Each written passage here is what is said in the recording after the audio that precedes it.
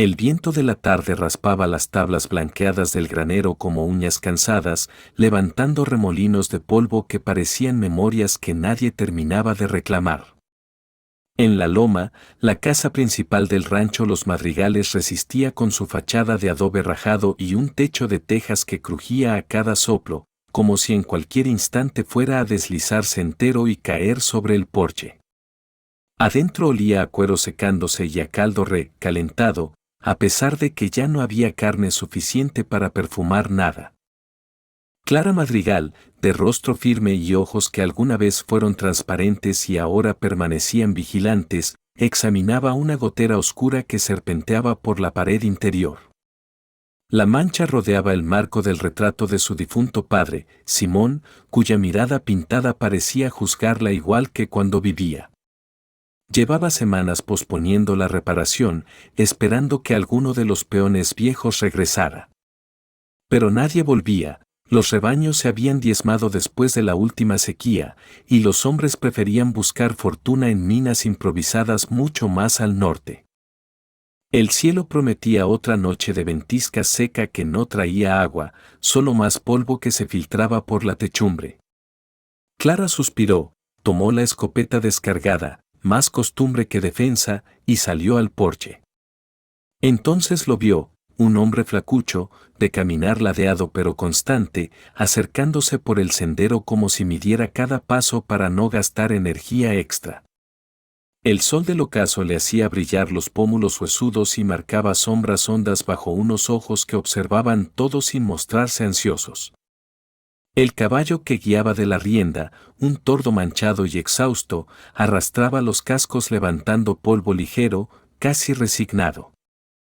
«Buenas tardes», dijo el forastero, inclinando apenas el sombrero ajado. «O lo que quede de la tarde». Clara lo estudió de arriba abajo, botas cuarteadas, cinturón de cuero remendado, camisa que había conocido más colores antes del sudor y la arena, y un olor tenue a hambre prolongada, mezcla de hierbas masticadas y estómago vacío. Notó también una firmeza en la postura que no era presunción, algo así como el recuerdo de un orgullo que se negaba a morir. «Si busca agua, hay en el pozo», respondió ella.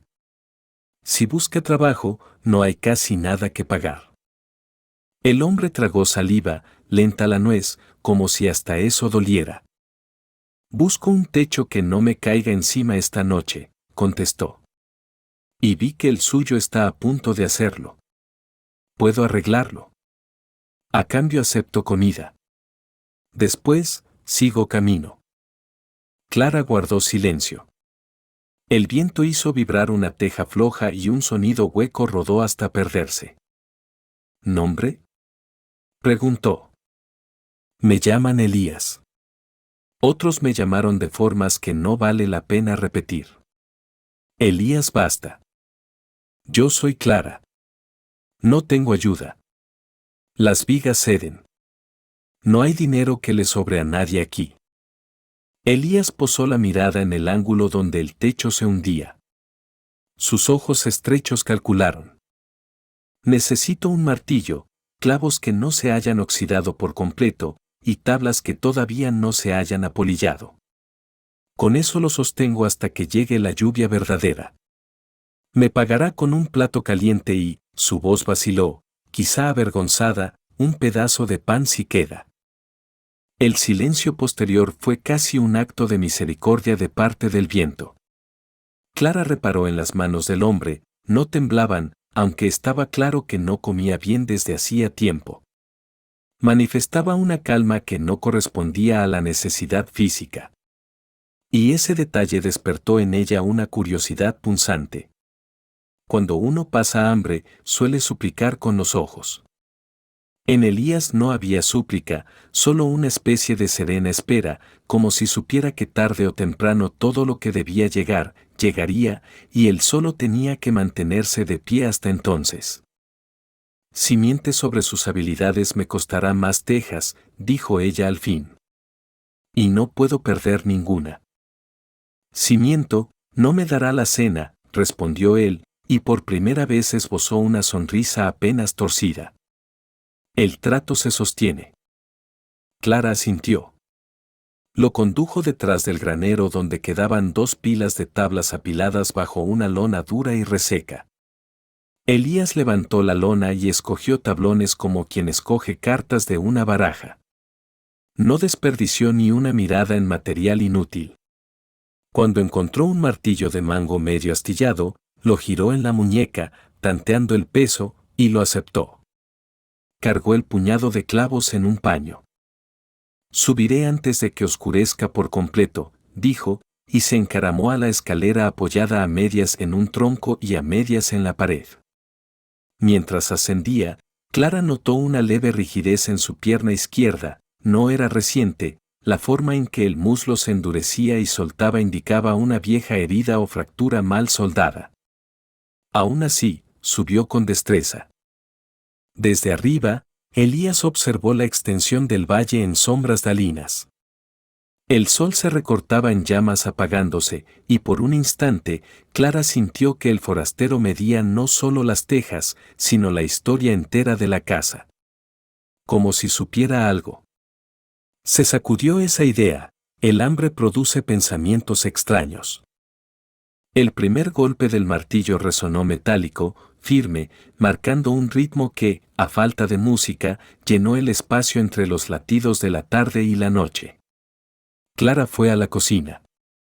Abrió una vasija de habas secas que había puesto a hervir más temprano, antes de convencerse de que sería otra cena solitaria y sin sabor. Agregó un pedacito mínimo de tocino que había reservado por si acaso y que ahora le pareció un sacrificio menos injusto. Hizo pan hace 2 días, lo que daba era una mitad reseca. La remojaría en caldo. Mientras la olla borboteaba perezosa, pensó en los vecinos. Hacía semanas que nadie cruzaba el portón.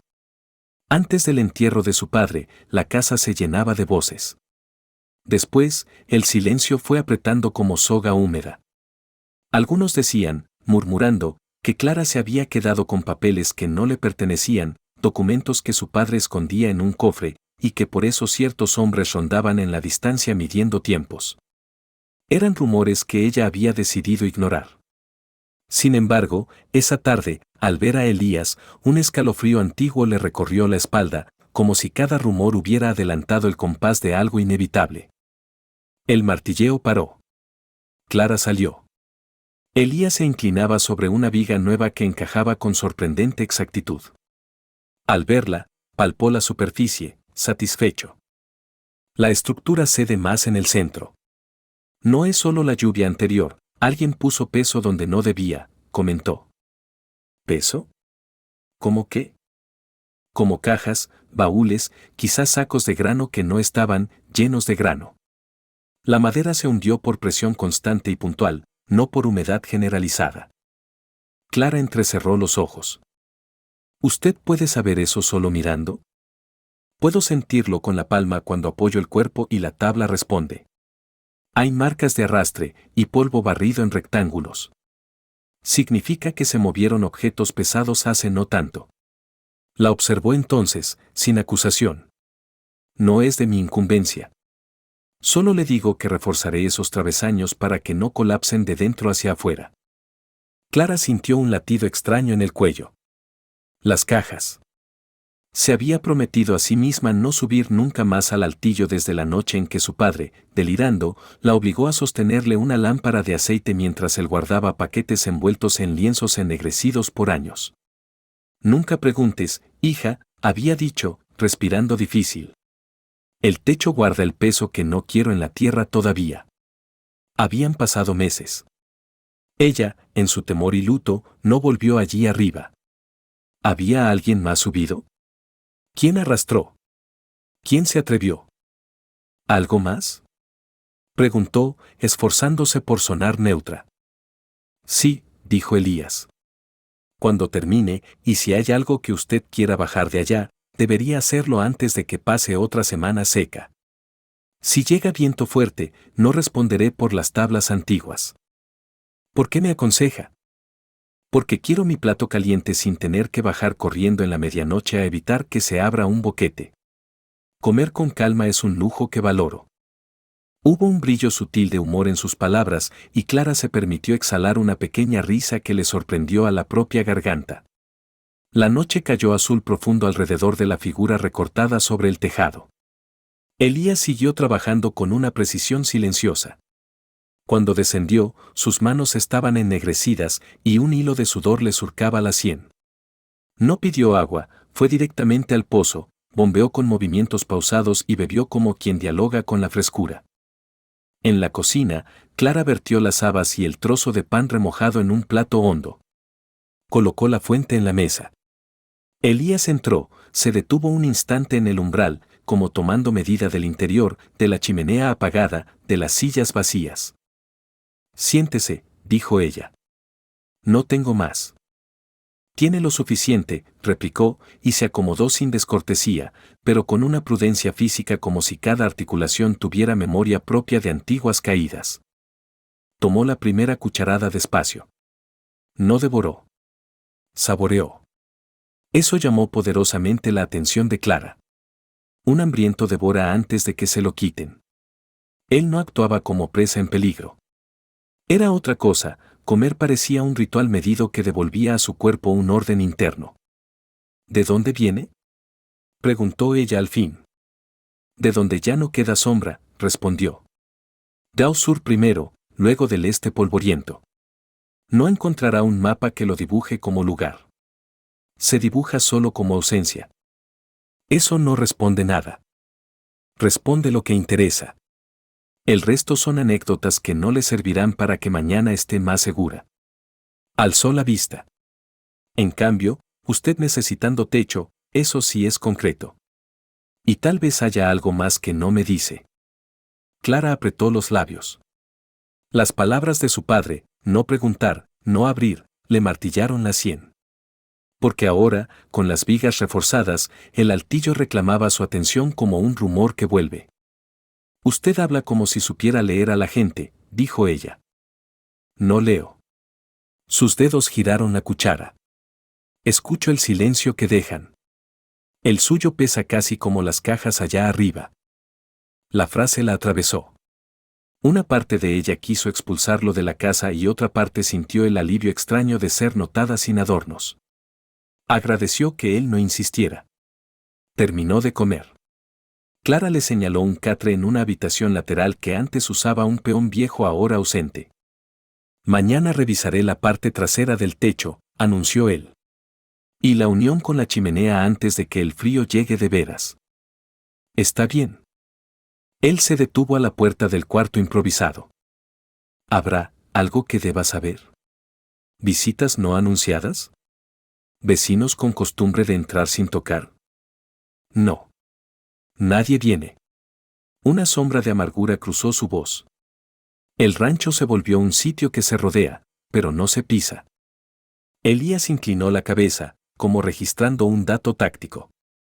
Cerró la puerta a medias. Clara permaneció inmóvil, escuchando. Ningún chirrido extraño, ningún paso adicional. La casa, por primera vez en muchas lunas, no se sintió vacía, sino contenida.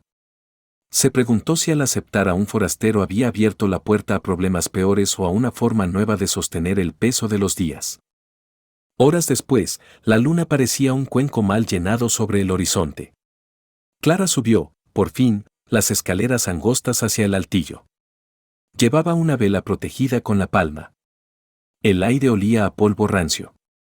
El refuerzo nuevo en las vigas parecía una costura fresca en un tejido viejo.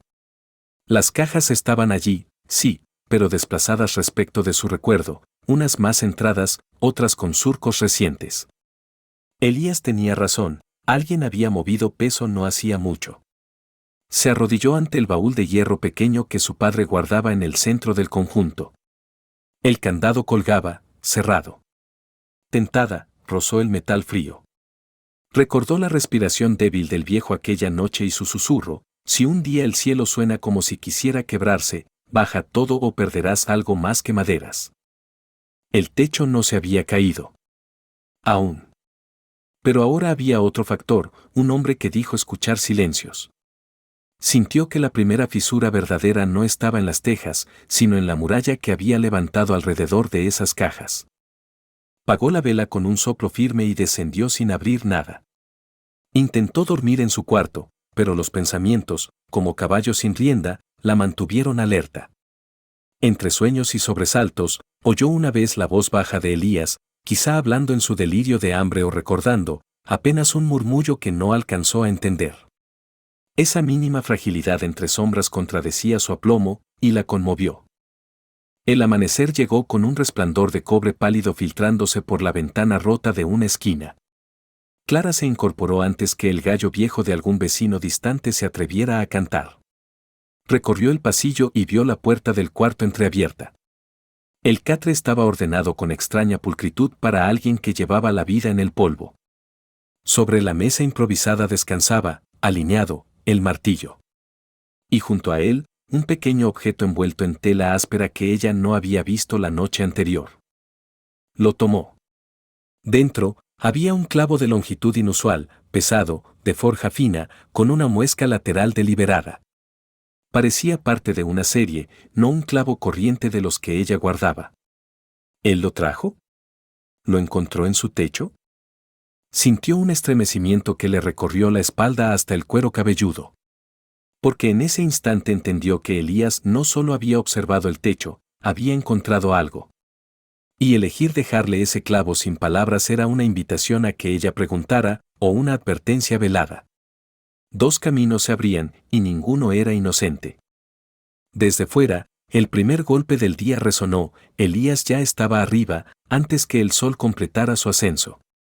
Y mientras el martillo marcaba un compás nuevo, Clara sostuvo el clavo extraño y comprendió, sin admitirlo aún en voz, que la llegada del vaquero hambriento no era una simple coincidencia de necesidad y techo caído. Había una trama más vasta que se había deslizado debajo de sus tablas, y el oeste entero, esas tierras que recomponen y trituran reputaciones con la misma facilidad. Pronto dirigiría la mirada hacia el rancho Los Madrigales por razones que todavía se cocinaban, lentas, dentro de un silencio que ya no le pertenecía solo a ella. El amanecer terminó de encenderse mientras Elías, convertido ya en silueta sobre el techo, trabajaba con una cadencia contenida. El sonido del martillo había cambiado respecto de la tarde anterior, ahora era más grave, como si golpeara zonas más sólidas, o como si, con intención, variara el ritmo para escuchar ecos internos. Abajo, Clara seguía sopesando el clavo inusual, era más pesado de lo que su tamaño prometía y, al pasar el dedo por la muesca lateral, sintió un pulido delicado que no se correspondía con la rusticidad de cualquier forja local. El narrador omnisciente conocía la historia de ese clavo, pertenecía a un pequeño juego de piezas numeradas que Simón Madrigal había mandado fabricar años atrás, usando discretamente a un herrero forastero que jamás habló del encargo al retirarse con unas pocas monedas y una orden estricta de olvidar. Esos clavos no sostenían madera, sostenían promesas y candados invisibles. Clara salió, levantando la vista. ¿De dónde salió este clavo?, preguntó sin rodeos, alzándolo. Elías giró apenas la cabeza, sin detener la mano que terminaba de asegurar una tabla. Del techo, respondió. No clavaba nada. Estaba hundido a media cerca de la cumbrera, cubierto con polvo barrido. Lo retiré para que no se pierda. No es de aquí. Ella lo dijo más para sí que para él. No, confirmó Elías. Está hecho con cuidado. No busqué más parecidos. No vine a saquear. El tono no tenía defensiva, solo un borde firme marcando los límites de su papel. Clara guardó el clavo en el bolsillo interior de su chaleco gastado. ¿Halló más marcadores así?, insistió. Si hallo, se los daré. Plantó el martillo. Hay un hueco antiguo que fue parcheado por dentro, no desde arriba. Después de comer algo subiré de nuevo y decidiré si conviene abrirlo para revisar o dejarlo morir sellado. La palabra abrirlo le atravesó las costillas. Ese altillo, con sus cajas desplazadas, se volvía un territorio donde cada movimiento evocaba el último aliento de su padre, no preguntes. A veces las prohibiciones tardías son como brasas, cuanto más se prohíben, más se sienten. Preparó café aguado y repartió, con una extraña sensación de ceremonia, lo último de un queso reseco. Elías aceptó, volvió al techo sin prolongar conversación. Ese control de apetito le irritaba y al mismo tiempo le generaba una confianza involuntaria. Un hombre que no devora al borde del hambre o es disciplinado, o es calculador. El sol subió dejando tras de sí una franja de luz polvorienta sobre los corrales casi vacíos. A media mañana, un sonido distinto cortó el aire, cascos múltiples, no muy veloces, aproximándose por el camino principal. Elías se detuvo, sin inclinarse demasiado para no delatar que escuchaba. Clara frunció el ceño y caminó hacia el portón. 2 jinetes avanzaban flanqueando a un tercero que montaba una yegua lustrosa de pelaje oscuro. El del centro lucía un chaleco de gamuza clara, pañuelo rojo descolorido y bigote recortado con devoción. Sus botas brillaban en contraste con el polvo circundante, como si el camino le cediera su mugre. Señorita Madrigal, saludó con una inclinación calculada. ¡Qué mañana generosa! Don Ramiro Balcázar, respondió Clara, y un rastro de reserva endureció sus facciones. El valle sobrevivirá otra mañana sin su comentario. El omnisciente sabía que Balcázar había reforzado su figura de comerciante benefactor mientras compraba, con contratos de palabra y deudas disfrazadas de préstamos, pequeños lotes de rancheros ahogados por la última sequía. Simón Madrigal había sido, en vida, uno de los pocos en contenerlo, no con violencia física, sino reteniendo documentos que nadie más supo reconocer a tiempo, mapas de corrientes subterráneas y anotaciones de manantiales aún no reclamados oficialmente. Ramiro intuía esa existencia y, tras la muerte del viejo, calibraba visitas revestidas de cortesía buscando provocarle a Clara una renuncia disimulada. «He sabido», dijo Ramiro, secándose la comisura de la boca con un pañuelo, «que el techo de su casa sufre. Y no quisiera ver a una dama en penurias. Traje oferta formal para adquirir esta propiedad a un precio que incluso, me atrevo, supera la generosidad habitual. No vendo». El deterioro no espera a la terquedad. Los ojos de Ramiro se deslizaron calculadores hacia arriba. Vieron la silueta de Elías sin detalle. Contrató, ayuda nueva. Rápida decisión. Elías sostuvo la mirada desde arriba un instante breve. Ramiro ascendió una leve sonrisa que no llegó a sus ojos. ¿Quién es el caballero?, insistió. Un reparador de techos, dijo Clara, cortando cualquier aspiración a otro interrogatorio. El techo revela lo que guarda la casa, dijo Ramiro con voz deliberadamente casual. A veces conviene que lo repare alguien que no aprenda demasiado. Le doy este día para reconsiderar. Pasaré mañana al atardecer. Hizo un saludo a medias, volvió el caballo y se marchó con su escolta. Cuando sus figuras se redujeron a polvo en suspensión, Elías descendió. Ese hombre midió el techo, las paredes, la distancia a los corrales y la fuerza de su negativa. Todo junto, dijo, limpiándose las manos en un trapo. ¿Quién es? Alguien que llama generosidad a cubrir con papel lo que quita, respondió ella. Mi padre lo mantuvo lejos. Ahora su padre no está. Sí. Y usted aparece justo cuando él vuelve a insistir. Elías sostuvo ese enunciado sin defenderse de inmediato. Sus ojos mostraron por primera vez una sombra de cansancio más vieja que su hambre. Conozco hombres como él, dijo. Comienzan por ofrecer, duplican, luego insinúan riesgos, luego provocan hechos que justifican su intervención. Si cree que hay algo valioso aquí, no se detendrá en palabras. Clara estrechó los brazos alrededor del torso, conteniendo un escalofrío que no correspondía a la temperatura. ¿Y usted dónde encaja? ¿En el grupo que insinúa, en el que provoca, o en el que observa para vender información? Elías bajó la mirada al martillo, lo hizo girar en su mano y lo dejó sobre el banco. Fui parte de una cuadrilla que vigilaba cosas que otros querían quitar, dijo lentamente. Aprendí a leer signos antes de que fueran hechos consumados. Después de un asunto mal cerrado en un pueblo sin nombre, me aparté. Vine por hambre, me quedo por un techo que descifra cosas que me resultan familiares. Si eso le hace pensar que traigo algo oculto, no discutiré. Su juicio no me cambia. La sinceridad áspera de las palabras no era garantía, pero erosionó un poco la desconfianza de Clara. Su padre, en días de lucidez, describía con antipatía a los hombres que preferían la palabrería suave. Elías, con su economía verbal, encajaba mejor en el tipo de persona que Simón, por puro instinto, habría tolerado en una esquina del rancho. Voy a subir al altillo, dijo ella de pronto, casi desafiándolo. Si hay algo que deba saber, lo sabré por mis ojos, no por la presión de Balcázar ni por advertencias ambiguas. Suba de día, asintió él. Llévese un farol grande. Y si ve tablas que vibran huecas al centro, no las pise sin apoyos. Le sostendré la escalera. No necesito que me sostengan. Lo sé. Lo hago para no tener que repararle también una pierna. Un destello de ironía encendió, por un segundo, la atmósfera casi intolerable. Clara subió. El altillo la recibió con su olor denso y una luz oblicua que se filtraba por rendijas mínimas, abriendo haces donde el polvo flotaba como enjambres quietos. El refuerzo nuevo contrastaba con la madera envejecida, como una vena recién injertada. Las cajas, 3 grandes, 2 medianas y el baúl de hierro pequeño. Se arrodilló frente a una de las medianas. Pasó la mano por la tapa, la capa de polvo era más fina.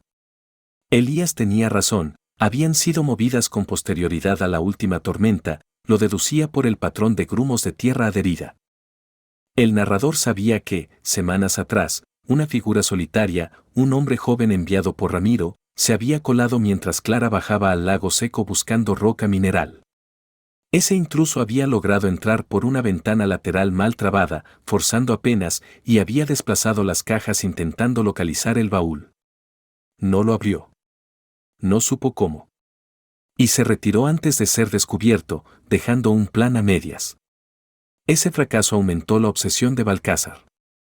Clara palpeó el candado del baúl pequeño. Frío, firme. Sacó el clavo especial del bolsillo. Lo observó a la altura de los ojos y, en un gesto que no había hecho jamás, buscó en la superficie del candado y en la bisagra alguna mueca que dialogara con la muesca del clavo. No halló. Entonces se fijó en la base del baúl, donde 4 patas metálicas estaban ligeramente hundidas en la tabla. La pata posterior derecha tenía una marca irregular, como un corte intencional que habría pasado por desgaste para cualquier mirada distraída. Insertó la muesca del clavo allí. Encajó. Un leve giro, apenas un cuarto de vuelta. Sintió un clic seco, no en la pata, sino bajo la madera cercana. Retiró el clavo. Un segmento mínimo de tabla, de no más de 2 dedos de ancho, se elevó 1 milímetro, suficiente para que una uña pudiera tirar. Retiró esa tira y halló un hueco estrecho. Dentro, envuelto en tela encerada, yacía un cuadernillo de tapas oscuras y un conjunto de pequeñas placas metálicas del tamaño de la palma de una mano, cada una con relieve de líneas sinuosas. El corazón le golpeó las costillas. Desenvolvió el cuadernillo. Letras apretadas, la caligrafía firme de su padre. Fechas. Coordenadas aproximadas. Notas sobre cursos de agua subterránea. Palabras clave, vena profunda, corriente fría intacta, punto de salida potencial. La tinta más reciente databa de 2 meses antes de su muerte. El cuadernillo estaba numerado como si no fuera el primero, registro 3. Eso implicaba 2 anteriores y quizá más material. ¿Todo bien? La voz de Elías llegó amortiguada. Clara envolvió de nuevo el cuadernillo, lo metió bajo su chaleco, cerró la tira de madera y giró el clavo inversamente hasta sentir que el mecanismo se trababa. Guardó el clavo. Bajó, llevando solo una capa visible de polvo en las manos. No había ratas, dijo. Nada que amenace la estructura. Elías no preguntó. Sus ojos, sin embargo, se fijaron en cierta rigidez en el costado del chaleco, midiendo algo. El narrador era testigo de la silenciosa estrategia interior de Elías, decidió no forzar un intercambio prematuro. Sabía que la confianza se gana evitando la urgencia. Había aprendido, en su pasado no narrado todavía, que la impaciencia espanta más rápido que cualquier amenaza. Pasado el mediodía, el calor se volvió áspero. Clara y Elías trabajaron en silencio intercalado con comentarios técnicos. Él le mostró cómo identificar sonido hueco golpeando con los nudillos. Ella, sin decirlo, almacenó en su memoria esa práctica con una mezcla de gratitud y recelo. A media tarde, un mensajero joven, niño casi, con pañuelo azul, se acercó agitando una hoja. «Señorita Clara», dijo respirando con dificultad. «Don Ramiro manda esto». Ella tomó la hoja. Era breve, insisto mañana al ocaso. Traigo propuesta definitiva. Sería prudente que cualquiera que repare su techo no persista más allá de hoy. Sabe que la madera cede. Elías, leyendo por encima del hombro sin invadir, alzó las cejas. «¿Quiere que me vaya?» «Quiere que yo sienta la casa más frágil sin usted», contestó ella. «No le daré ese gusto». El niño aguardaba. Clara le dio una moneda pequeña y un trozo de pan seco. «Dígale que lo espero», ordenó. Cuando el mensajero desapareció, Elías dijo: «Si mañana vuelve con gente, no será para cobertura social. Vendrá a tantear fuerzas. ¿Tiene a quién llamar?» Los que quedaban se fueron. El rancho se redujo a mi terquedad y estas paredes. Lo miró. Y a su martillo por ahora. Quizá convenga que esconda lo que haya arriba que no quiera negociar. Clara sostuvo la mirada. Un destello casi imperceptible cruzó los ojos de Elías, algo que revelaba reconocimiento de que ella ya había hallado algo.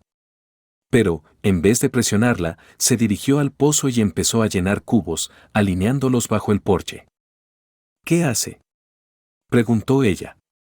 «Si mañana deciden provocar un susto, podrían intentar un incendio pequeño en un borde de establo viejo para distraerla y forzar su salida. Tener agua lista evita improvisar». Clara sintió un nudo en la garganta ante esa previsión silenciosa. Elías procedía como alguien que había visto tácticas sucias antes. Eso otorgaba peso a sus advertencias y a la vez alimentaba el misterio de su procedencia.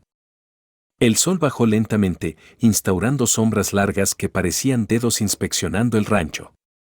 Cuando la penumbra se espesó, Elías se sentó en el escalón del porche con una manta breve sobre las rodillas, mirando hacia el camino.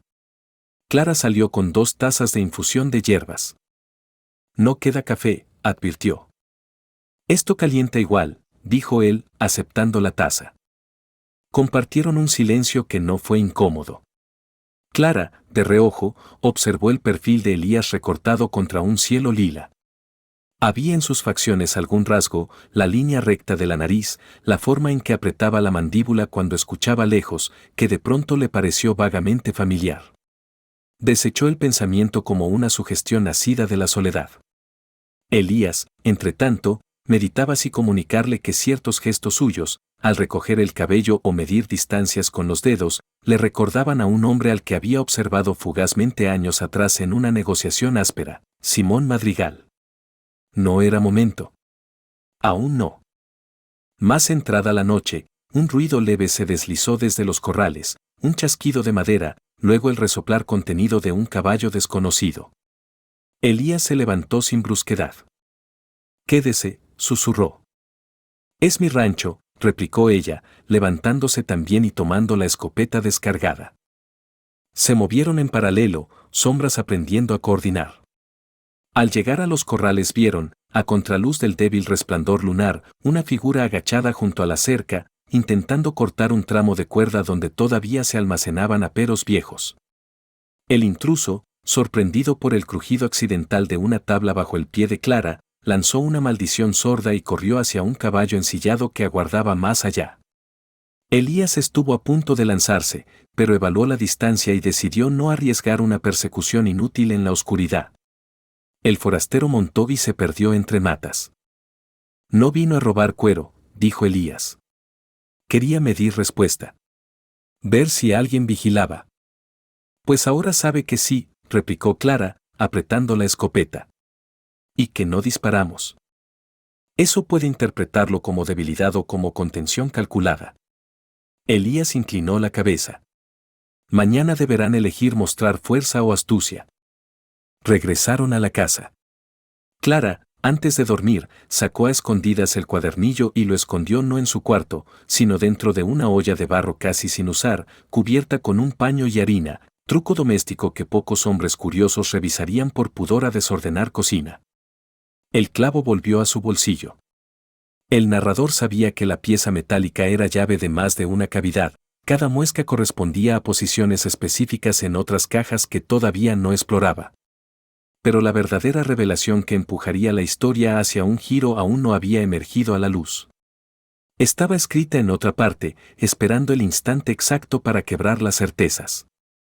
Clara se tumbó finalmente, sintiendo por primera vez en meses que algo se movía hacia un desenlace que, aunque desconocido, la encontraba más alerta que perdida. Afuera, Elías permaneció despierto más tiempo, apoyado contra el poste del porche, escuchando la respiración de la noche, hilando recuerdos de un pasado atado a ese apellido Madrigal de un modo que todavía no se atrevía a aceptar en voz alta. Y lejos, muy lejos, en la casa bien mantenida de Ramiro Balcázar, un mapa incompleto reposaba sobre una mesa, con huecos que pedían relleno. Ese vacío lo mantendría despierto hasta que consiguiera lo que creía necesario para coronar su dominio. La tensión, como una cuerda lentamente tensada, prometía chasquear pronto. Y cuando lo hiciera, no solo el techo reparado sería testigo, el oeste entero, con su justicia movediza, se preparaba para observar como un vaquero hambriento. Una mujer aislada y un ambicioso tejían un conflicto cuya verdadera raíz aún no había sido nombrada. El día siguiente amaneció con una claridad dura, de esas que no suavizan las aristas sino que las subrayan como líneas de tiza sobre pizarra. Elías ya no parecía un simple forastero recogiendo fuerzas, movía su cuerpo con una determinación que marcaba cada gesto como eslabón de un plan más amplio. Clara lo percibió mientras ponía a hervir un resto de maíz. El martillo sonó poco, ahora, en vez de golpear, Elías inspeccionaba, tensaba cuerdas nuevas, ajustaba un par de maderas en diagonal que no había mencionado el día anterior. Eso no es parte de una reparación corriente, dijo ella desde abajo. Es refuerzo contra torsión, contestó él. Si alguien se empeña en patear una viga lateral, no logrará que ceda la cumbrera. Trato de ahorrar sobresaltos nocturnos. Habla como quien se ha pasado noches defendiendo techos ajenos. Me he pasado noches calculando de dónde vendría la próxima maniobra. A veces el techo es la primera excusa para sembrar miedo. Clara sintió que una corriente fría le subía por la espalda a pesar del calor incipiente. Pensó en el cuadernillo oculto en la olla enharinada. Cada vez que recordaba la textura de sus tapas, la certeza de que su padre había dejado registro 3 la atravesaba como cuchillo que divide sin sangre. ¿Dónde estaban los otros? ¿Los poseía alguien? ¿Los había destruido Simón? Oh. Elías descendió, se lavó las manos en silencio y aceptó el cuenco de maíz sin comentarios. Comió lento, pero ya no con la ceremonia de alguien que rescata su cuerpo de la orilla de un abismo físico, comió como quien necesita combustible para la vigilia moral. Esa diferencia, sutil, Clara la notó. Y la inquietó. El narrador omnisciente sabía que, a escasas millas, Ramiro Balcázar preparaba su visita definitiva al ocaso. Había enviado en avanzadilla a 2 hombres discretos para explorar la posibilidad de derribar parte del pequeño establo lateral y así justificar luego una oferta de salvación frente a daños. Lo que Ramiro ignoraba era que Elías ya había leído las pisadas de la noche anterior y las marcas de suela que se repetían, un patrón demasiado limpio, idéntico en inclinación de talón, que delataba entrenamiento. A media mañana, el horizonte levantó un espejismo turbio. No eran jinetes aún, sino la vibración de calor sobre polvo. Clara aprovechó para subir al altillo mientras Elías simulaba revisar la chimenea. Arriba, tomó el clavo, repitió el gesto en la pata del baúl. Nada nuevo. Probó, con un impulso improvisado, en la segunda caja grande, buscando un corte microscópico. Lo halló en el borde inferior, oculto tras una brizna de paja encajada como camuflaje. Introdujo el clavo, giró un ángulo distinto. Esta vez no se elevó una tira de madera, se deslizó un compartimento lateral dentro de la propia caja, revelando una bolsa de cuero. Dentro, un pequeño fajo de papeles aceitados y, atado con hilo, un recorte de periódico de años atrás con letras difusas, Concesiones de agua pospuestas en la franja sur y una nota al margen de Simón, no firmar. Recurso debe quedar fuera hasta consolidar registro 2. Clara reprimió un jadeo. Había, doblado varias veces, un papel menor, unas 4 líneas con la tinta casi borrada. Reconoció la firma de su padre abajo, y encima, un nombre que la detuvo como golpe en el pecho, para Elías, cuando decidas reclamarte. Su corazón cambió de ritmo. Volvió a doblar el papel, con dedos que se negaban a cooperar, lo guardó en el bolsillo interior opuesto al del clavo. Cerró todo, accionando el mecanismo en silencio, y bajó el altillo con una mezcla de vértigo y rabia. Elías la esperaba junto a la escalera, como si el tiempo hubiese medido su descenso exacto. ¿Encontró algo que le haga sentir el rancho más suyo?, preguntó sin sorna. Clara sostuvo su mirada, y el silencio que dejó fue un puñal sostenido entre ambos. Luego habló, la voz forzada a la calma. Encontré el nombre Elías escrito por mi padre. Sacó el doblez, extendiéndoselo. Con una frase que no entiendo, cuando decidas reclamarte. Explíqueme por qué su nombre duerme en una caja que nadie, se supone, debía abrir jamás. Elías no se lanzó sobre el papel. Lo recibió con cuidado, casi con reverencia, y al desplegarlo, un temblor mínimo cruzó su mano derecha. No era miedo, era reconocimiento de un fragmento del pasado que creía irrecuperable. Sus ojos corrieron por las pocas palabras, y la mandíbula se tensó. No esperaba que lo encontrara tan pronto, dijo. La frase, por su propia arquitectura, ya suponía una aceptación de pertenencia a algo oculto. Así que no vino solo por hambre, replicó ella. Diga todo. Ahora. Antes de que aparezca Balcázar con su teatro. Prefiero que los nudos se aprieten al amanecer que de noche. Elías cerró el papel, lo devolvió. Su padre me conoció cuando yo tenía 12 años, comenzó. Llegué con una cuadrilla errante. Mi madre había muerto en un desplazamiento por una corriente que se secó. Él nos encontró cerca de un manantial estacional que sus cuadernos ya registraban. Esa noche, me llevó aparte. Dijo que los nombres a veces llegan tarde al sitio donde pertenecen. No me adoptó, no me trajo a vivir aquí. Pero durante años, cada estación, yo lo buscaba en un punto de intercambio y él me enseñó a leer la tierra, a medir sombra para deducir profundidad de agua. Me dio a guardar lo que llamó registro 2 por si el tercer se perdía. Me hizo prometer que no revelaría nuestra relación, palabra que todavía me incomoda, hasta que encontrara un signo que confirmara que usted había hallado lo que le correspondía. Supongo que ese signo era que usted, sin guía, accionara un mecanismo. Clara retrocedió medio paso. Elía, hermano, la palabra no salió, se atragantó en su garganta. ¿Por qué no lo dijo de entrada? Su voz ahora sí vibró, filosa. ¿Qué clase de prueba enferma es esperar escondido detrás de un martillo? Porque su padre insistió en que el apellido Madrigal, con el tiempo, obraría igual que una antorcha, atraería insectos y depredadores. Me dijo que usted necesitaba templar la soledad para sostener el peso de un mapa completo. Si yo aparecía proclamando algo, la haría vulnerable a ojos ambiciosos.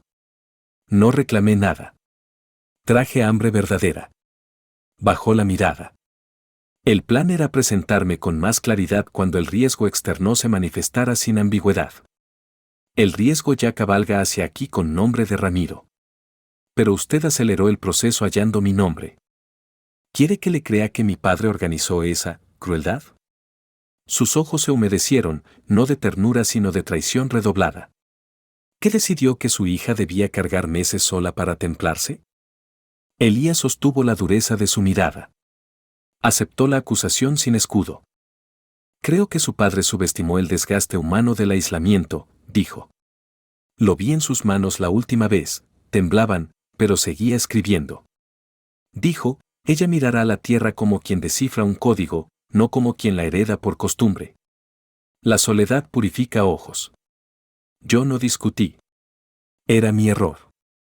Si busca en mí un alivio a esa rabia, no lo tengo. Puedo, en cambio, poner sobre la mesa lo que guardé.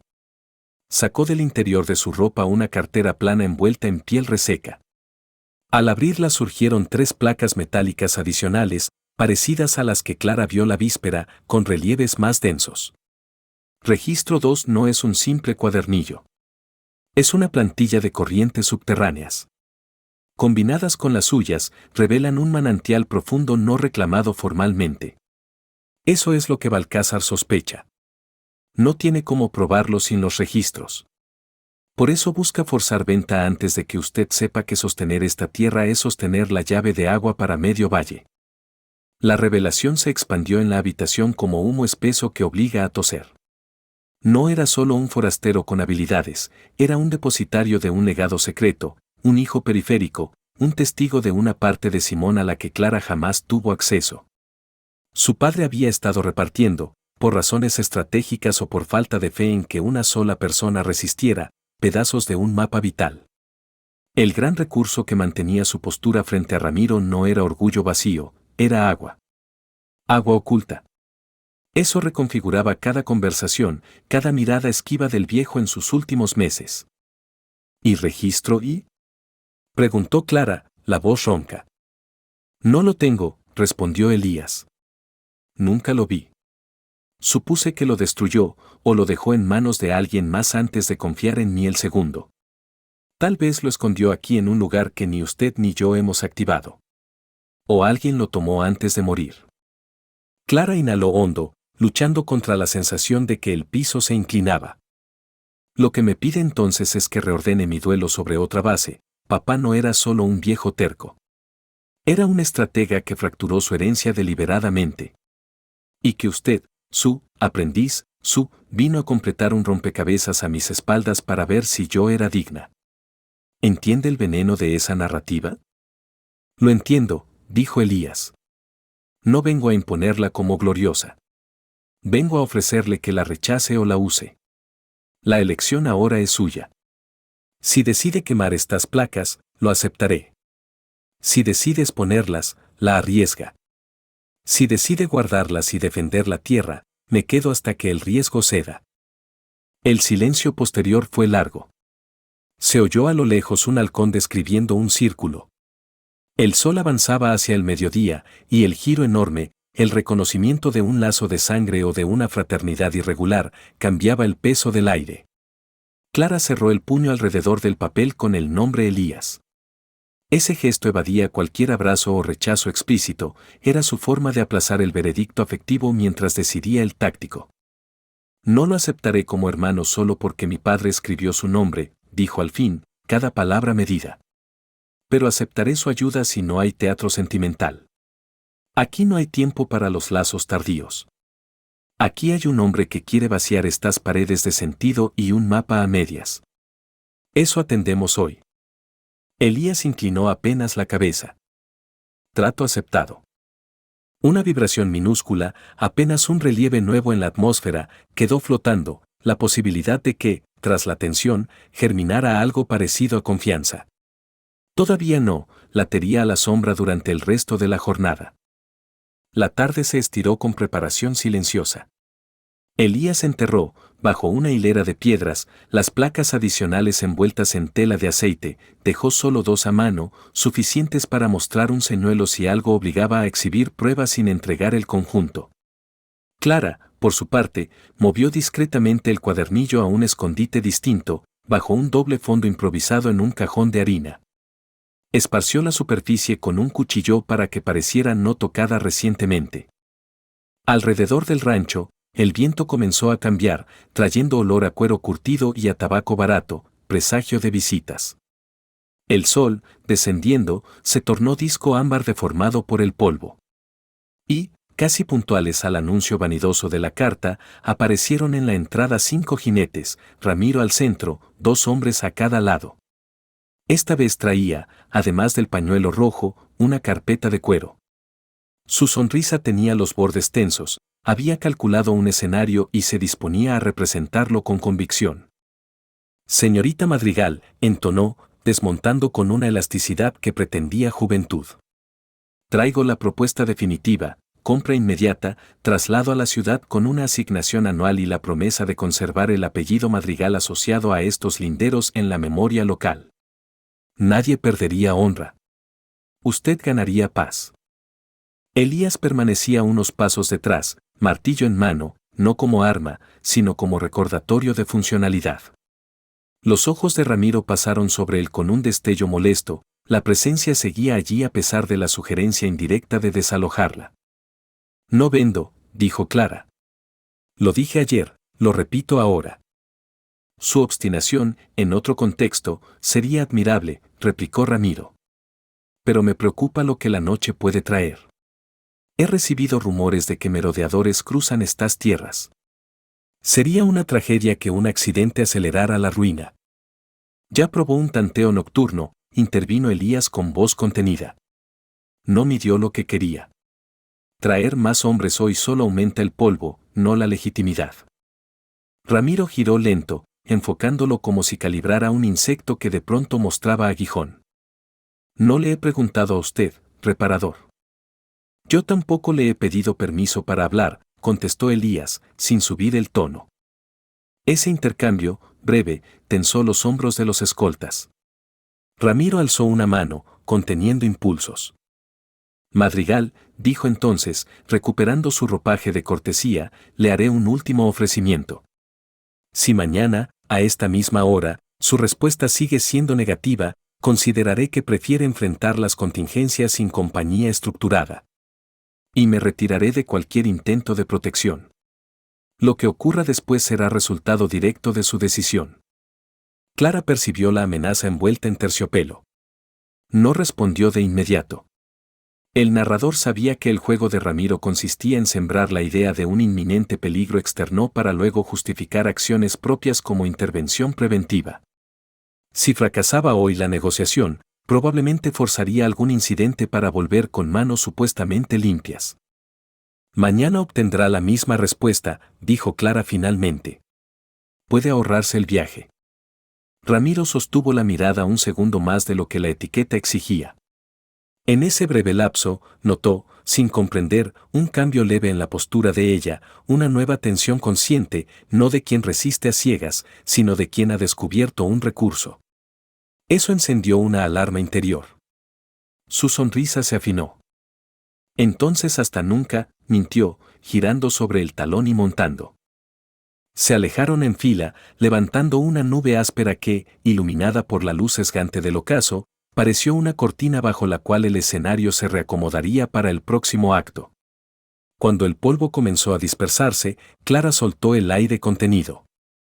Ahora vendrá la parte sucia, dijo Elías. Buscará quebrar algo que la obligue a pedir rescate. Que lo intente, respondió ella. Esta tierra ha sido partida en secretos. Yo ya no. Si hay más huecos, los encontraré primero. El giro, la revelación de la conexión de sangre o de legado entre Elías y Simón, había alterado para siempre la geometría de la relación. El oeste, al que nada se le escapa por mucho tiempo, empezaría a oler el cambio. Y mientras las primeras sombras largas abrazaban el rancho, las piezas ocultas del mapa dormían bajo harinas y piedras, latiendo silenciosas, conscientes de que la noche que se avecinaba sería preludio de movimiento, de prueba, de un próximo golpe que decidiría quién dominaría el agua bajo la tierra quebradiza. El ocaso dejó una traza rojiza como ascua extendida sobre la línea lejana de mesetas, y el rancho respiró ese momento suspendido en que la luz no se ha ido del todo pero la oscuridad ya reclama derechos. Clara y Elías aprovecharon la penumbra para revisar, sin hablar demasiado, los bordes de las cercas, los establos, la unión nueva de las vigas. En el aire flotaba un silencio distinto, casi expectante, como si la tierra misma aguardara la siguiente jugada. Elías había alineado durante la tarde 3 piedras planas a poca distancia del pozo.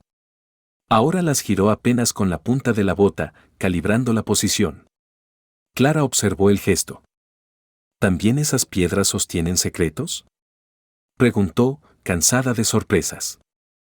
Marcan un triángulo con la boca del pozo y un punto del techo, contestó él. Necesito comprobar una hipótesis de su padre. ¿Cuál? Que el techo nunca fue solo techo. Que los clavos especiales que aún faltan forman una figura que proyectada en escala señala corrientes subterráneas. Clara frunció el ceño. Subió la mirada hacia la cumbrera recortada contra el cielo que perdía azul. ¿Está diciendo que ese clavo que encontré es parte de un mapa vertical? Digo que Simón me habló de mirar arriba para entender abajo y creí que era metáfora. Tal vez hablaba literal. Si incrustó clavos de forja fina en puntos que replican geometría de placas, el techo entero es registro y disfrazado de carpintería corriente. Y si Balcázar sospecha algo, quizá ya identificó alguna coincidencia y busca el resto. Clara sintió un peso renovado. Aquella estructura que había considerado un problema urgente de mantenimiento quizá era el corazón del legado. Mirar el techo adquiría otra densidad. Había pasado días maldiciendo las goteras sin imaginar que caminaba bajo un plano codificado. Cenaron frugal, maíz, agua tibia y un trozo de queso que ya amenazaba con volverse corteza pura. Elías bebió lento, luego apoyó el vaso en la mesa con una delicadeza que contrastaba con la aspereza de sus manos. Afuera, una brisa irregular golpeaba las tejas con intervalos que, para Clara, eran solo viento, para él, eran latidos de un sistema que estaba aprendiendo a medir. Esta noche no dormiremos profundo, dijo Elías, sin dramatismo. No he dormido profundo desde que él murió, replicó ella. No me refiero a eso. Habrá intento. Pequeño primero. Si no alcanza, algo mayor. Querrán que mañana usted reciba la nueva oferta con menos margen emocional. ¿Qué quiere que haga? Que no abandone la casa si hay humo en un borde secundario. Que no corra hacia donde la quieran distraer. Si necesitan que crea que la amenaza principal es fuego, prenderán material viejo, no van a arriesgar el recurso que creen que usted ignora. No se deja quemar lo que se pretende comprar. Clara asintió, sintiendo una mezcla de irritación y respeto hacia esa frialdad estratégica. Buscó la olla de harina en cuya profundidad ahora yacía el cuadernillo y apoyó la palma sobre la tapa de barro. El mero contacto le devolvió un hilo de seguridad impropia. La noche se espesó, la luna, aún no llena, emergió como círculo velado. Elías recorrió la casa apagando luces visibles y dejando solo brillos mínimos, cálculo para no regalar siluetas claras a ojos que observaran desde la distancia. Luego subió al techo con una agilidad silenciosa aprendida en demasiadas vigilias. Clara, pese a su intención de obedecer su instrucción de no exponerse, lo siguió hasta la escalera y asomó apenas el rostro. ¿Ve algo?, susurró. Sombras que son sombras, contestó él. Aún no. Clara descendió a regañadientes, se sentó en el escalón interior con la escopeta descargada sobre las rodillas. Las horas se midieron con chasquidos lejanos de madera contrayéndose y un coro tenue de insectos. El rancho, en ese estado suspendido, parecía escuchar junto a ella. Más tarde, cuando la noche ya había perdido la memoria del crepúsculo, llegó el primer signo, un resplandor naranja, suave al principio, al borde del antiguo establo lateral que hacía tiempo solo almacenaba arneses resecos y paja dispersa. Clara se puso de pie de golpe. Elías la llamó desde arriba sin bajar la voz demasiado, certeza de que quien encendía estaría midiendo reacción. Es pequeño, dijo.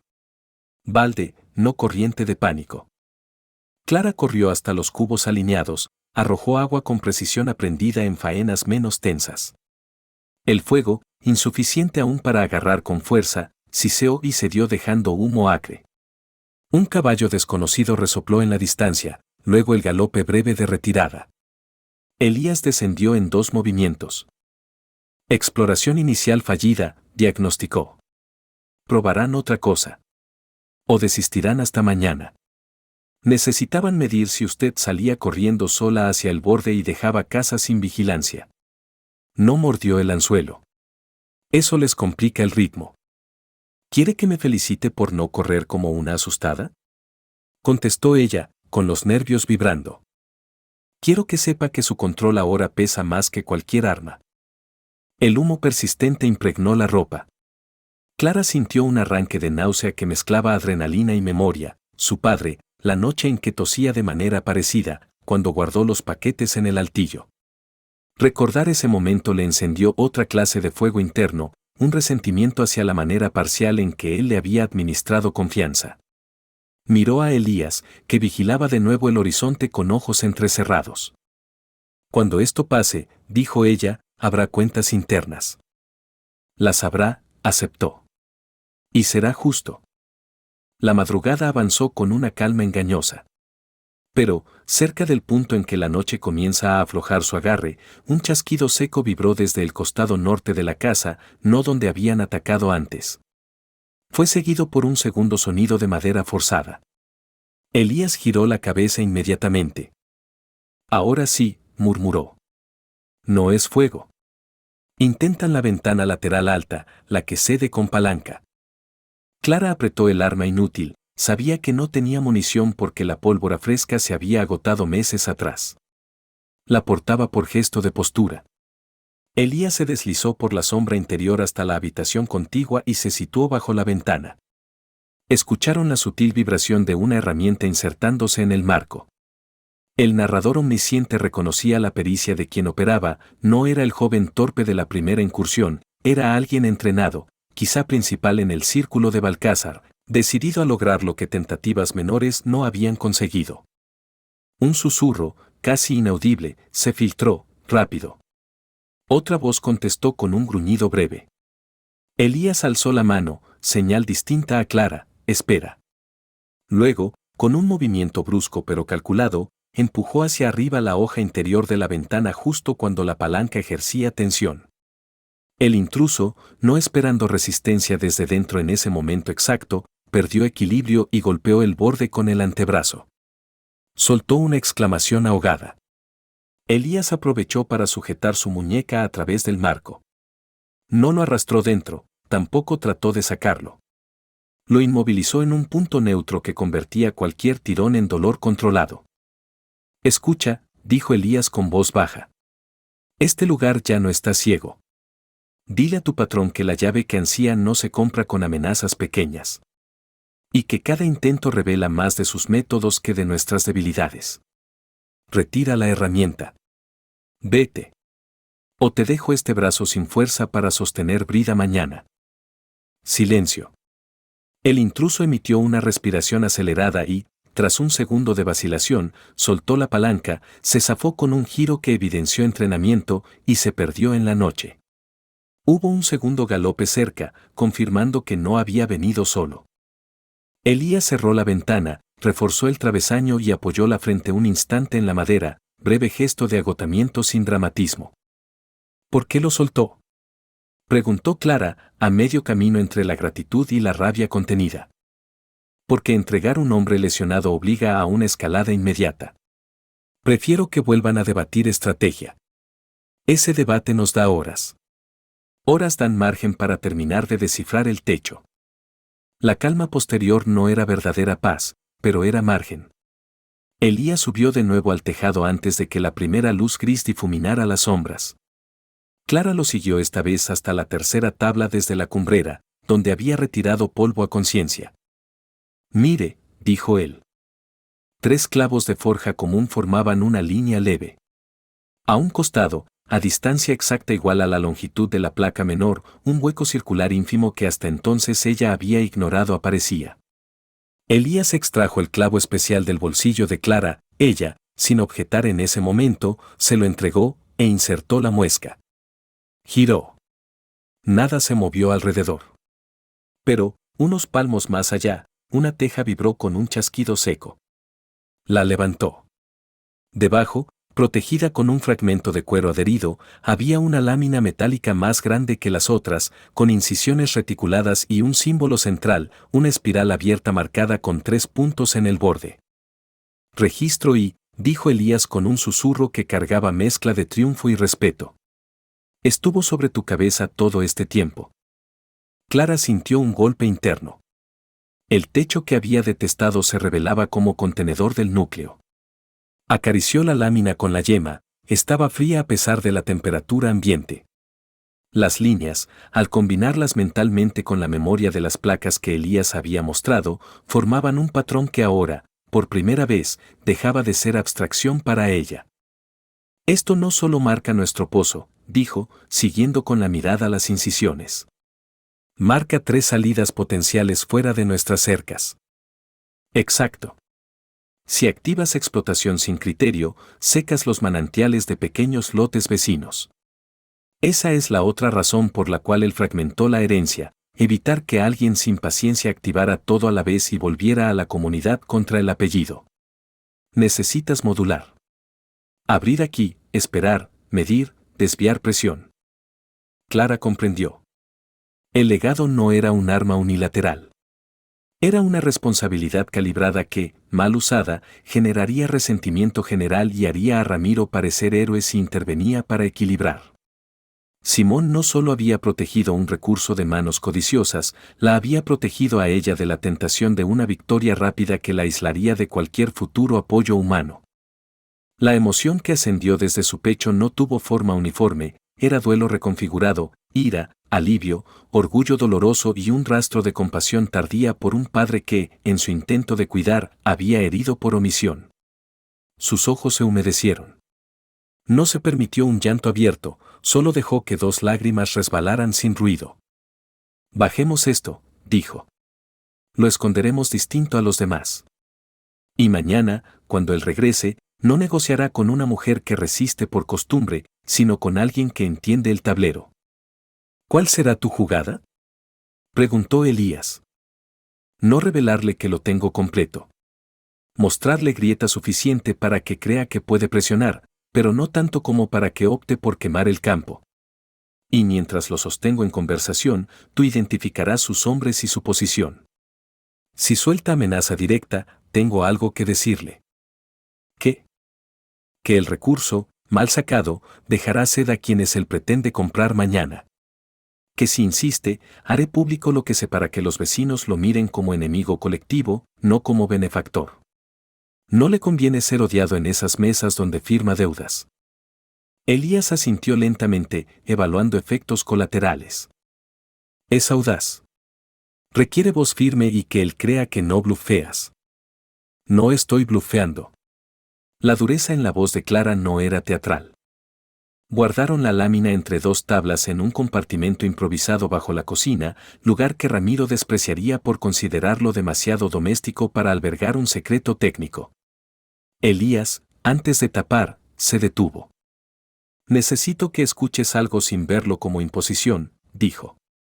Cuando esto termine, cualquiera sea el resultado, tienes derecho a reprochar a un muerto sus métodos y a mí mi silencio inicial. No dejaré que la urgencia táctica nos robe el ajuste emocional. No se gana nada saltando directo a una aparente reconciliación. Respeto tu ritmo.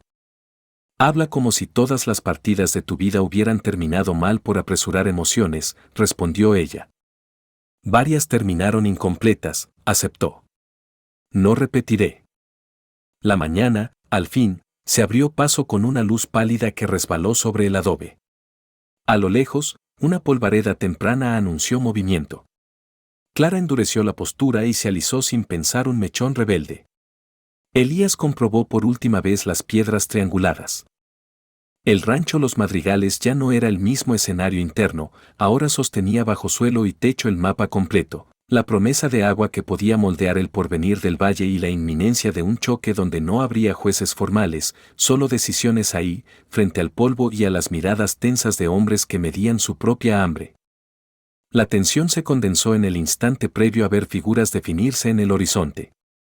Y en ese filo de tiempo, donde el aire parece retener el aliento, Clara supo que la parte final de la trama no consistiría en resistir solamente, consistiría en elegir qué clase de memoria sembraría sobre el apellido que la había hecho cargar soledades forzadas, memoria de venganza seca o memoria de equilibrio difícil. La polvareda creció. La última carta de Ramiro se acercaba. La polvareda que se acercaba no era tan densa como una estampida, pero sí lo bastante compacta para anunciar decisión. Ramiro Balcázar venía esta vez con solo 3 hombres, no los 5 de la tarde anterior.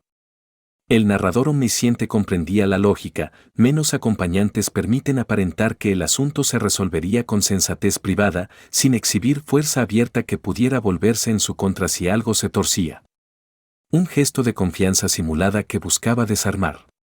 Pero la reducción de escolta también revelaba cálculo, había dejado a otros posicionados en algún borde no visible aún, listos para encender un segundo foco si la escena principal no le ofrecía la rendición deseada. Clara salió al porche antes de que Elías pudiera sugerir posición alguna. Su figura, firme y erguida, proyectó una calma que no había sentido meses atrás. Llevaba las manos libres, ningún arma visible.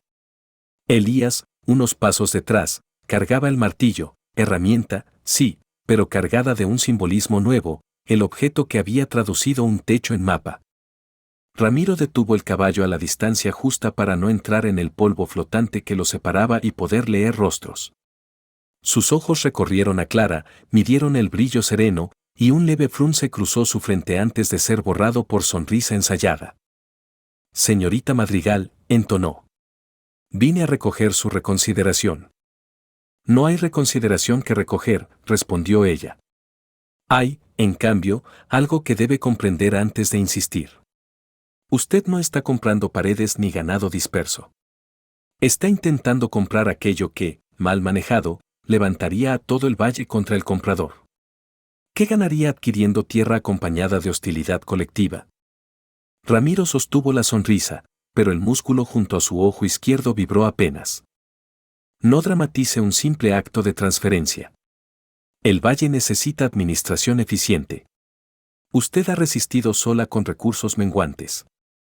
He aprendido a modular la escasez, replicó ella. Y he descubierto que la tierra bajo mis pies no es un depósito de fortuna rápida, sino un tejido delicado que, si se perfora sin criterio, seca 3 manantiales cercanos. Usted, que presume de benefactor, no podría ocultar esa consecuencia cuando las familias vecinas vieran sus pozos bajar. Los hombres de Ramiro intercambiaron miradas breves. Uno, el de sombrero negro, apretó las riendas. Había en ese apretón reconocimiento de que la conversación tomaba un cariz peligroso para el guión previsto. Habla como quien ha escuchado cuentos, dijo Ramiro. Pero usted misma afirmó no tener apoyo. ¿Quién confirmaría esas alegaciones? El desierto filtra historias hasta dejarlas en susurros sin testigo. Elías avanzó medio paso, sin cruzar la línea invisible de protagonismo. Yo confirmaría, dijo. Y otros que pronto vendrán si reciben la señal convenida. ¿Qué señal?, preguntó Ramiro, con un deje de impaciencia que se le escapó sin permiso. Clara alzó el mentón. Elías se volvió, caminó al pozo. Introdujo un pequeño gancho bajo la tapa lateral que había dispuesto al amanecer y accionó un mecanismo que liberó un flujo reducido, un hilo constante que se derramó en un canalillo preparado la noche anterior con tierra apisonada. El agua, clara y fría, comenzó a avanzar serpenteando hacia una pequeña zanja. Al llegar a un punto marcado por 3 piedras, se dividió, una parte continuó recta, el resto giró en ángulo y se filtró delicadamente en dirección a una depresión que, saturada, dejaría emerger vapor tenue bajo el sol. Era una señal acordada en tiempos antiguos por Simón con 2 familias vecinas, vapor temprano equivalía a fuente modulada disponible. Esas familias, aunque habían distanciado presencia física por la sequía, mantenían el pacto en la memoria oral. Si la señal aparecía, se acercaban antes del mediodía a ofrecer intercambio de vigilia y apoyo mutuo. Ramiro observó el hilo. En su rostro cruzó primero confusión, luego comprensión, finalmente irritación apenas contenida. Un truco, dijo. Un residuo de agua almacenada. No me impresiona. Observe la temperatura del aire, indicó Clara. El vapor se mantendrá porque hay curso interno sostenido. Si lo perfora mal, ese equilibrio se quiebra y el hilo deja de dividirse. Se volverá un chorro único que alimentará su estanque privado mientras deja secos los bordes. ¿Qué narrará entonces a quienes ahora le deben favores? ¿Qué su adquisición trajo sed? Ramiro giró la cabeza hacia sus hombres, buscando en sus ojos confirmación de dominio, hallando en cambio un atisbo de duda. El narrador omnisciente captó la fisura. La autoridad que se resquebraja primero lo hace en microgestos de los seguidores, no en el discurso frontal. Basta de espejismos, replicó él, tensando las palabras. Firmaremos. Tengo aquí la oferta mejorada. Abrió la carpeta de cuero. Inclusión de un estipendio por 5 años, manutención asegurada en la ciudad y un reconocimiento escrito de su custodia honorable. Acepte y se evitará incomodidad. ¿Qué incomodidad?, preguntó Clara, sin ceder un milímetro de terreno vocal. La que surge cuando la seguridad se vuelve asunto comunitario y alguien sufre un percance que obliga a intervención, dijo él, dejando caer el velo de cortesía lo justo para que la amenaza destellara y luego se replegara. Elías inclinó apenas la cabeza, como si apuntara mentalmente cada palabra para un registro futuro. Clara dio un paso hacia el caballo de Ramiro hasta colocarse a una distancia que él no esperaba que ella cruzara. Lo obligó a mirarla desde arriba, invertida la jerarquía simbólica del jinete. Si alguien sufre un percance aquí, la historia que viajará será que usted, conociendo la delicadeza del agua subterránea, presionó hasta forzar fractura. Los vecinos vendrán a mirar los surcos de esta explanada. Verán el triángulo de piedras. Recordarán relatos de Simón protegiendo corrientes. Y a usted lo pensarán no como administrador, sino como saqueador imprudente. Su reputación, su verdadera moneda, se quebrará. Y su apellido dejará de abrir puertas de deuda y de caballeriza. ¿Puede gastar esa moneda? Ramiro sostuvo su mirada. El silencio se tensó hasta casi chasquear. El narrador omnisciente percibió el remolino en la mente del hombre, calibraba ganancias frente a riesgos, midiendo cuánto había de verdad en la escena. Su obstinación luchaba con el cálculo frío que lo había llevado a expandirse antes. Y en ese intersticio se infiltró un sonido nuevo, cascos adicionales acercándose. 3 figuras, no armadas ostensiblemente, se divisaron a lo lejos, acelerando al ver el vapor tenue. Eran los representantes de las familias vecinas, como había predicho la señal. Se detuvieron sin irrumpir, observando. Uno levantó la mano en saludo contenido a Clara. La balanza simbólica se inclinó. Ramiro entendió que cualquier acción agresiva quedaría enmarcada, desde ese instante, por testigos neutrales predispuestos a leer la escena a través del relato que Clara había preparado, el del recurso delicado protegido frente a la ambición. No pretendo forzar lo que aún puede resolverse con lógica, dijo finalmente, modulando otra vez la voz hacia el tono de comerciar. Tendrá sus días. Pero no detendrá la marcha de modernización. La sed empuja. La sed se calma con manejo, no con apropiación, respondió Clara. Retírese. Este rancho no está a la venta. Ramiro no replicó. Cerró la carpeta con un chasquido, giró el caballo. Sus hombres lo siguieron. Mientras se alejaban, uno de ellos, el de sombrero negro, miró hacia atrás con un gesto ambivalente, mezcla de respeto y advertencia. La polvareda que levantaron esta vez tuvo un color distinto, menos compacto, más roto, símbolo de retirada estratégica no triunfal. Los vecinos se acercaron al fin. Un hombre de barba entrecana habló primero. Tu padre avisó que un día habría señal, dijo. Dijimos que, si llegaba, vendríamos no a tomar, sino a vigilar que nadie tomara para sí el todo. ¿Necesitas que nos quedemos unas noches? Clara sintió un nudo en la garganta. No lloró. Asintió. Sí. Habrá nuevos intentos. Pero el mapa está seguro. Necesitaremos, más adelante, reuniones para planificar extracciones graduadas. No voy a repetir el silencio con que se manejó esto antes. Elías observó el intercambio a distancia prudente. El narrador omnisciente se permitió revelar que, en ese momento, una tensión que lo había mantenido alerta desde su adolescencia comenzó a aflojar apenas, la de jugar roles periféricos sin pertenencia explícita. Clara, sin presentarlo como hermano ni como forastero únicamente, lo señaló con la mano. Este es Elías, dijo simplemente. Mi padre confió en su juicio técnico. Trabajaremos juntos para no arruinar lo que se sostiene debajo. Los vecinos aceptaron la presentación sin dramatismo, con un leve asentimiento. En el oeste, donde los lazos se tejen tanto con silencios como con apretón de manos, esa aceptación valía más que un acta. El resto del día transcurrió entre mediciones discretas, reparto de vigilias y ajuste de la canalización para que el hilo no se interpretara como exhibición excesiva. Ramiro no volvió antes del anochecer, confirmando que evaluaba su próxima maniobra o que, al menos, había decidido enfriar el impulso. Cuando cayó la tarde, Clara y Elías se apartaron unos pasos del grupo nuevo para reparar un pequeño borde de tabla que había quedado flojo durante la manipulación del mecanismo. Elías sostuvo el martillo sin golpear todavía. Hoy elegiste memoria de equilibrio, dijo. Pudo haber sido tentador empujarlo hasta que perdiera control y quedara marcado por un acto impulsivo que justificara represalia física. Habría sido rápido. Lo que hiciste exige vigilancia continua. Estoy cansada de decisiones rápidas que dejan ecos largos, respondió Clara. Mi padre tomó algunas por mí. Yo elegiré que las próximas se hablen, se discutan, aunque duela. No sé qué lugar exacto ocuparás. Pero no repetiré la costumbre de administrar pedazos de verdad. Elías asintió. Extendió el martillo. Ella lo tomó. Juntos aseguraron la tabla final. Golpes firmes, 2, 3, y la madera encajó. El sonido se dispersó en la tarde como un sello.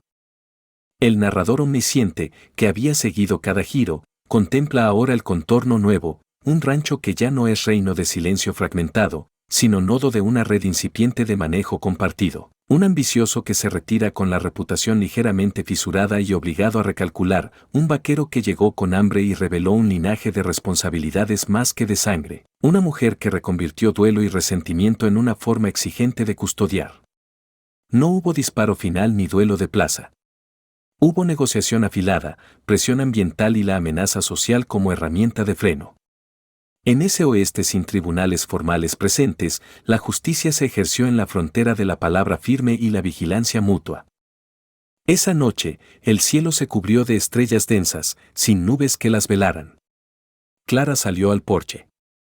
Elías estaba sentado en el escalón inferior, mirando hacia la oscuridad que ya no le devolvía únicamente incertidumbre, sino también la silueta mental de corrientes subterráneas que ahora conocían ambos. Ella se dejó caer a su lado, no tocándolo, pero tampoco marcando distancia innecesaria. Mañana empezaremos a dibujar lo que vemos, dijo. Un mapa que cualquiera que vigile pueda entender. No quiero más herencias hechas de piezas escondidas. Mañana, repitió él. Y si vuelve, estaremos listos. El viento nocturno pasó entre las vigas reforzadas del techo, produciendo un murmullo que antes habría sonado a amenaza de derrumbe y que ahora parecía, en cambio, la respiración acompasada de una estructura que por fin sabía para qué existía. La historia, con su tensión y sus giros, había cerrado un arco, no disolvía futuros conflictos, pero dejaba un equilibrio nuevo, impactante por la forma en que la revelación central, el mapa de agua y la relación oculta, reordenó todo sin necesidad de una catástrofe explícita. Y en la memoria que el oeste conservaría, el relato ya comenzaba a fijarse con fuerza, contrató a un vaquero hambriento para arreglar el techo. Lo que hizo luego sorprendió al oeste, porque bajo esas tejas latía un río, y bajo ese hambre, un heredero improbable de responsabilidad. Juntos evitaron que la sed se volviera arma. El martillo quedó apoyado contra el poste, símbolo sencillo de lo que sostiene, repara y también revela. Y el rancho Los Madrigales, ya sin goteras de secreto, se preparó para la siguiente estación. A continuación tenemos 2 historias increíbles que te están esperando. Solo haz clic en la imagen que quieras ver y comenzará a reproducirse.